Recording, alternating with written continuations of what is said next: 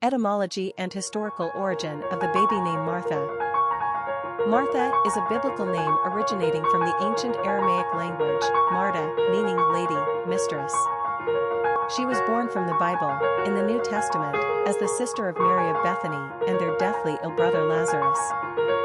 John 11 verses 1 to 44 retells the story of Martha and Mary sending for Jesus. Now Jesus loved Martha and her sister and Lazarus. So when he heard that Lazarus was ill, he stayed 2 days longer in the place where he was. When Lazarus died, Jesus resurrected him from the dead, and those Jews and witness began to follow Jesus as the Messiah. In Luke 10 verse 38, Jesus visits the house of Martha and Mary. Mary sits at Jesus' feet, while Martha is distracted with much serving. Martha complains to Jesus about how she's doing all the work while Mary just sits and listens. As a result, Martha is often associated with hard domestic work rather than the contemplative life. We must admit, Mary of Bethany's job sounds better to us. In any case, the name was resurrected by Protestants in England during the 16th century Reformation. Martha's role in the Bible would have been attractive to the more religiously strict Puritans. Remarkably, the name Martha is still a top 100 favorite in England. Martha Washington, the first First Lady of the United States, helped popularize this name in America, although it has since gone out of style.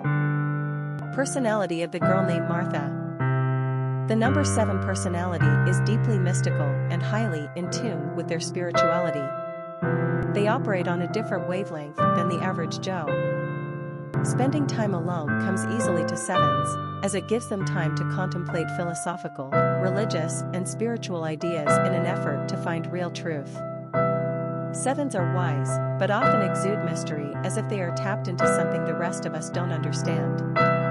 They love the outdoors and are fed by nature.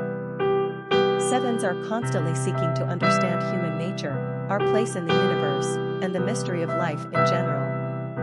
This makes them quite artistic and poetic, but they are also keen observers with high intellect, so they are equally scientific-minded. 7s are charitable and care deeply about the human condition. Popularity of the girl named Martha. Martha is a name that has done quite well throughout American history, that is, until recently. The U.S. government has only been tracking naming trends since 1880, but we know for sure that Martha was a commonly used female name at the time of colonization. Back at the end of the 19th century and the beginning of the 20th century, Martha was a favorite female name, generally averaging around number 25 in terms of popularity. The name didn't fall off the top 100 list of most commonly used girl names in America until 1966.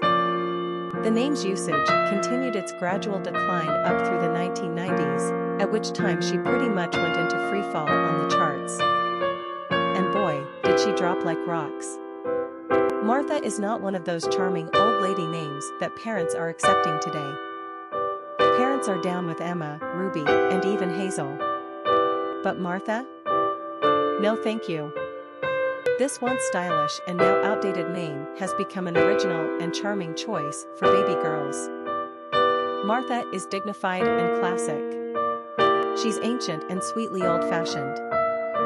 We love the biblical reference and how it rings true for self-made billionaire Martha Stewart, the ultimate mistress of domestic work. Martha from Bethany would have admired Martha from New Jersey.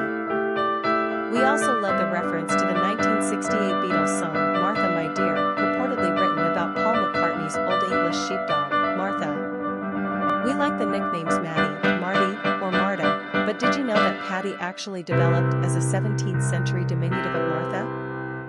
We applaud the nonconformist parents willing to go with such an outdated name as Martha. She is truly a ladylike and classy name. Quick facts on Martha. Gender, girl.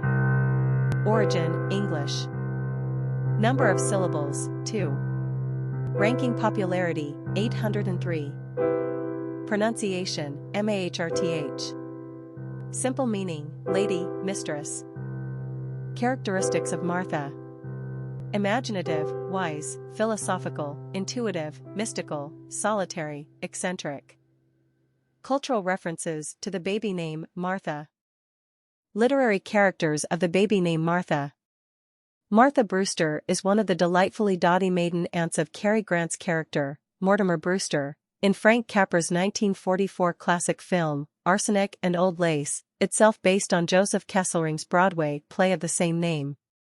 She was played by Jean Adair in both the play and the movie. Martha and her sister raised Mortimer and still provide a home for Mortimer's brother, Teddy, who believes he is Theodore Roosevelt. In addition, they routinely commit the charitable deed of killing off lonely old men with a mixture of arsenic and elderberry wine, so as to put them out of their misery. The bodies are buried in the basement by a cooperative Teddy, who believes he is burying yellow fever victims and dredging for the Panama Canal. Mortimer, who has just gotten married, discovers this state of affairs, and madness and mayhem break loose as he tries to cover up for the old ladies and to have his brother committed to an asylum. All's well that ends well, as the sisters cheerfully agree to leave behind their life of crime and to accompany Teddy to Happy Dale Sanitarium. Martha and her sister deliver one parting gift to Mortimer, however. They tell him that he is not actually their nephew, having been their brother's cook's child, so Mortimer can go off into married life knowing that he will not be carrying on one family tradition. After all, Martha Sowerby is the good-natured maidservant in Frances Hodgson Burnett's novel, The Secret Garden, first published in 1911, which has been adapted into a number of movies, stage plays, television productions, and animated features. Martha is a healthy girl from a large family in the village, in stark contrast to the pale and sickly orphan, Mary Lennox, who arrives at her uncle's Yorkshire manor from India. Martha's down-to-earth kindliness has an effect on young Mary, as the maidservant urges her to eat and enjoy the fresh country air, introducing Mary to her own young brother, Dickon, for a companion.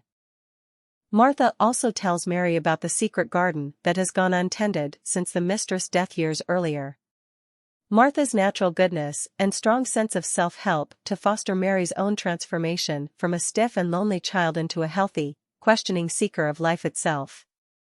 In her own way, Martha is as contributing a force to Mary's growth as is the secret garden itself. Martha is one of the famous sister duo of the Bible, Martha and Mary, whom Jesus visits, according to the Gospels. They live with their brother, Lazarus, who, incidentally, Jesus has raised from the dead. So already they have a pretty close thing going. Martha is always contrasted with Mary as being the more domestic of the two, bustling about the home, making ready the meals, etc., while Mary gets to hang around and listen to Jesus. Our Martha objects to this, asking the Lord if he does not care that she has to do all the work while her sister gets to sit. And you know what Jesus says to her? "Martha, Martha, Mary has chosen what is better." So, there. It's in the Bible, spoken by Jesus Christ himself. But nowhere is it mentioned whether or not Lazarus pitched in and helped out in the kitchen, so are we to assume Martha meekly turned back to her chores, or did she nudge Mary to move over so she could sit down too? And if so, who cooked the dinner anyway? Martha is the protagonist of Edward Albee's 1962 Broadway play, Who's Afraid of Virginia Woolf, most famously portrayed by Elizabeth Taylor opposite her then-husband, Richard Burton, in Mike Nichols' 1966 film of the same name. Martha, the daughter of a university president, and her associate professor husband, George, host a new young professor and his wife, Nick and Honey, for one long, drunken, abusive brawl of an evening, in which friendships are tested, secrets are told, vows are broken and life spills messily out all over the place. Martha contemptuously taunts and emasculates George in front of the young couple, pointing out his shortcomings and comparing him unfavorably to her father. Underlying the action at all times is the reference to George and Martha's son, whom they both discuss at one time or another. After it is clear that Martha has attempted to seduce Nick, George gets his own revenge. He picks flowers from the yard and brings them to Martha, telling her they are for their dead son. He has broken the rules. He has killed off the son who never was. He has let the big bad wolf into their lives, and Martha's illusions are destroyed. So, it would seem, is her life, for it is not at all certain that she can live without those illusions. Popular songs on Martha. Little Martha, Martha Say, a song by Adam Faith, The Martha White Song, a song by the Allman Brothers Band, a song by Country Joe and the Fish, a song by the Beatles, a song by Rhonda Vincent, a song by the Smashing Pumpkins, Martha My Dear, Not So Sweet Martha Lorraine, a song by John Mellencamp, Message to Martha, Martha, for Martha, a song by Meat Loaf. Famous people named Martha. Martha Martia McGuire, musician/Dixie Chick, Martha Washington, U.S. First Lady, Martha of Sweden, royalty, Martha Jefferson, U.S. First Lady, Princess Emma Unspecified Currency Louise of Norway, royalty, Martha Jane Canary, aka Calamity Jane, Martha Davis, singer, Martha Graham, the mother of modern dancey Euro, Martha Stewart, businesswoman and TV personality, Martha Plimpton, actress. Historic figures with the name Martha.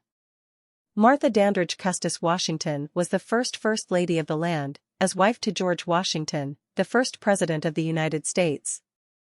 Born in 1731 to a Virginia planter, she married John Custis, a wealthy plantation owner, and bore him 4 children, 2 of whom lived to young adulthood. Widowed at 25, she married Washington in 1759, when she was 27, bringing considerable riches to the Union. They did not have any children of their own, but together raised the 2 surviving Custis children, as well as 2 of her son John Custis own children after his death in the war. In addition, they financially supported their own extended families on both sides. George Washington became the legal manager of the Custis estate upon their marriage, but evidence shows that Martha was very active in the day-to-day operation of same. During the Revolutionary War, Martha traveled with Washington to the winter encampments for 8 years, providing him emotional and moral support.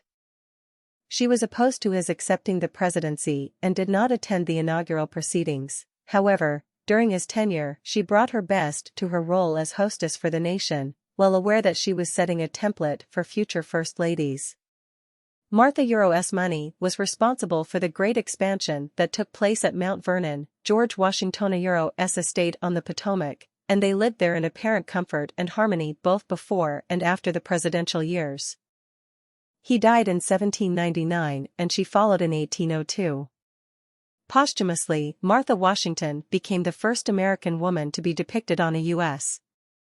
postage stamp, thrice, in 1902, 1923, and 1938.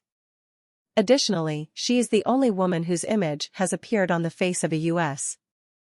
currency note, the silver certificate of 1886, 1891, and 1896. This seems a fitting tribute to a woman who helped preside over the birth of a new nation.